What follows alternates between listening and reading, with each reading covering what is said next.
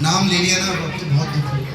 ये कितने लोगों के 500 रुपये खर्च हो गए, हुए किसी के खर्च, कोई कष्ट हुआ? ये कितने लोगों को उल्टी आ गई, अरे अब नाम ले गया अब तो उल्टी आ गई, अरे मैं नहीं कर पाऊंगा, ऐसे उल्टी आ गई। ये कितने लोगों को नाम फोबिया हो गया, कुछ भी नहीं, फ्री में। और कितने लोगों को थोड़ा मजा आया, अरे ये जो नाम है ना भगवान का, वही आपने ऐसे सुना रो रहा है और रोते रोते कृष्णा, एक रोना अलग है, भगवान के नाम में रोना वो आनंद का रोना है, रोना वैसा नहीं है। कभी आपने से दुखी दुखी नाम ले रहा है कृष्णा कृष्णा ले रहा, नहीं होता ऐसे। जब भी आप कीर्तन करोगे ना, आप ऑटोमेटिकली खुश हो जाओगे, क्योंकि इस नाम के का स्वभाव है, और स्वभाव कभी चेंज होता नहीं। चीनी कैसे नमकीन हो सकती, चीनी मीठी होगी, इसी तरह से इस नाम का प्रभाव है। बस कभी कभी उस नाम को हम अच्छी तरह लेते रहे, अपराध के साथ लेते हैं। तो इसलिए हमें पुराने भक्तों को जानकर ऐसे लगता है इतने साल से कर रहा हूँ फिर भी तो गया नहीं। कई लोगों का कंप्लेन रहता है मैंने ये किया वो किया फिर भी तो मुझे हुआ नहीं। समझ रहे हैं? वास्तव में नाम ऐसा नहीं। अगर इस नाम को विधि पूर्वक करेंगे, अच्छे भाव से करेंगे, तो ये नाम वो प्रदान कर सकता है जो हम सोच भी नहीं सकते, इतनी सामर्थ्य है। और लगता क्या है, न तेरा पैसा लगता है न तेरा ढेला लगता है, तो नाम सुमित कर ले तेरा क्या लगता है। न तेरा पैसा लगता है न तेरा ढेला लगता है, तो नाम सुमित कर ले तेरा क्या लगता है। कुछ नहीं लगता है नाम लेने में, लेकिन यही नाम इतना डिफिकल्ट हो जाता है ना, अगर हम क्या करते हैं, इसको सीरियसली नहीं लेते, अपराध करते हैं। इस नाम की इच्छा ही नहीं होती, सब करने की इच्छा हो जाएगी, लेकिन माला पकड़ने की इच्छा नहीं होगी। इसका कारण केवल क्या है, अपराध। अपराध शून्य होए लय कृष्ण नाम, अपराध शून्य होए कृष्ण माता कृष्ण पिता कृष्ण धन,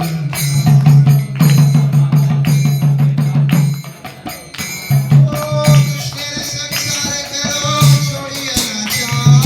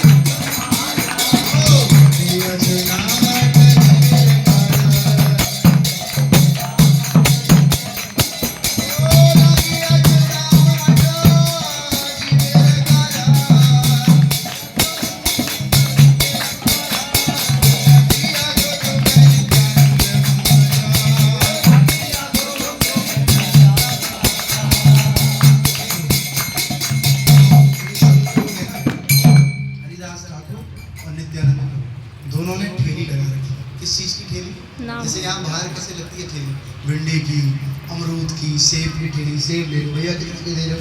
50 रुपये, 40 लगा लो, सामने वाला तो 30 दे रहा है। लेकिन ये कैसी ठेली है? ये नाम की ठेली। अब बोला क्या बदले में क्या लोगे? कुछ नहीं लेंगे, फ्री में देंगे। कैसे देंगे? हाँ, अगर कोई काम है ना आपका बदले में, तो हम वो काम भी कर लेंगे, लेकिन आप क्या कर लो, नाम। ये किसके लिए लगाई है? जीवेर कारण, हम जीवों के लिए लगाए। आज अगर ये बर्थडे प्रोग्राम कर रहे हैं ना अपने बच्चे, तो यकीन मानिए इनके पास पूरा मौका था कि डीजे बजाते और यहाँ खूब पार्टी करते, डांस करते, डिस्को करते, है कि नहीं? और खूब छोली पूरा प्याज लहसुन का खूब बढ़िया, हो सकता है नॉनवेज भी रख सकते थे, कॉकटेल भी रख सकते थे नहीं, लेकिन इन्होंने नहीं रखा। क्यों?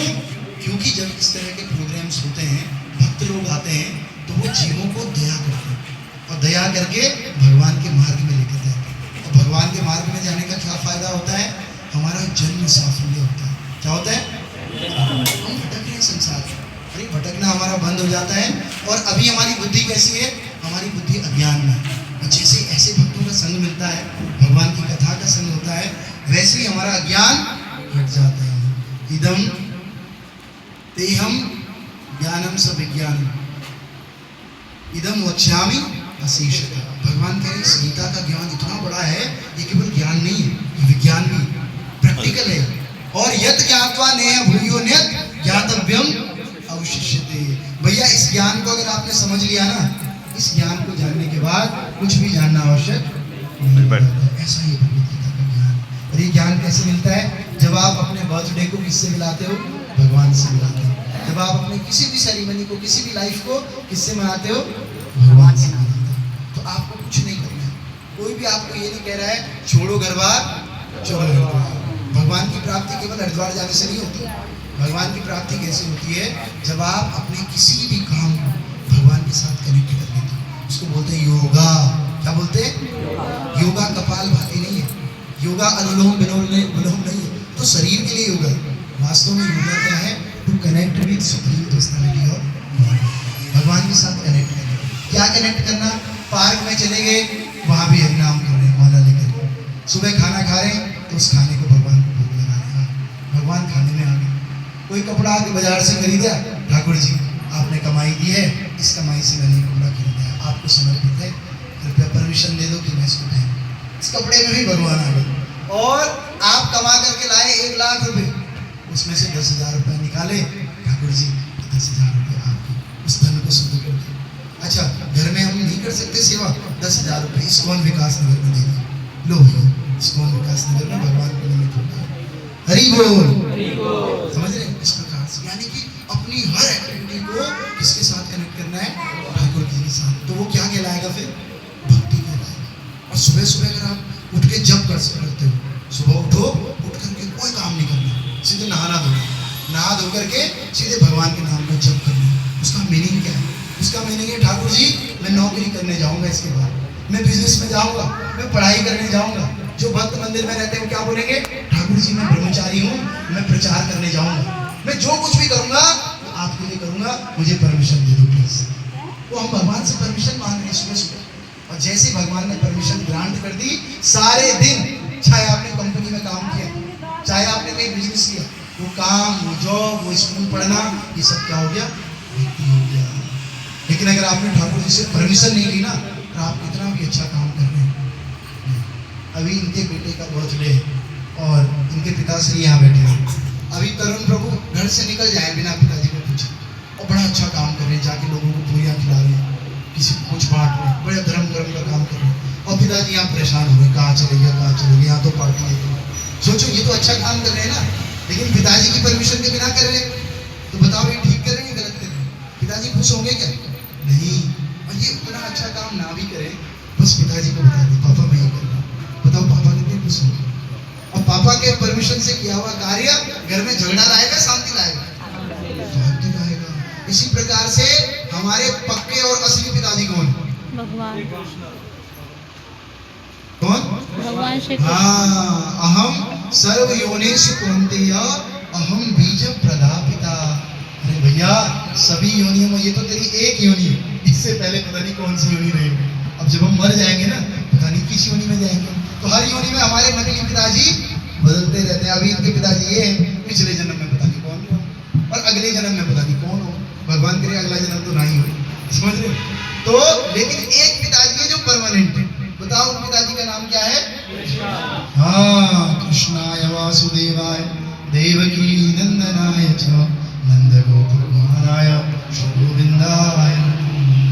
त्वमेव माता च पिता त्वमेव बंधु च सखा। सब कुछ भगवान है। असली दोस्त कौन? तरुण प्रभु के आपके दोस्त कौन है? अतुल। ये अतुल प्रभु इनके असली दोस्त है, नकली दोस्त है। यहाँ से चंडीगढ़ हम ट्रेन में जा रहे हैं, और ट्रेन में जाते जाते ये मिले हैं।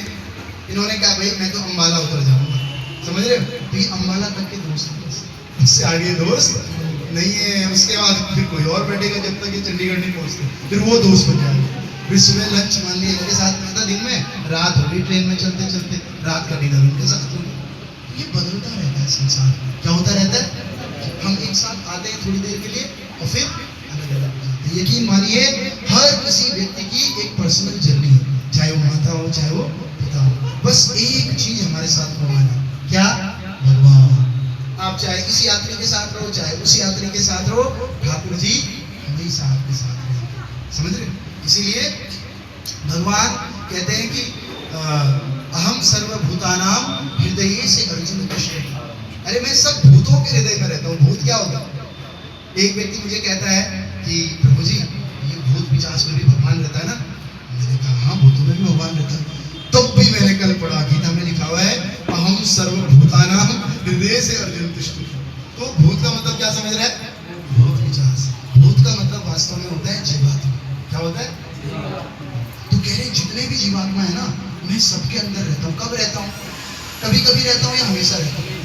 हमेशा रहते हैं। आप चाहे नाली का कीड़ा बन जाओ, आप चाहे ब्रह्मा जी की पोस्ट पे चले जाओ,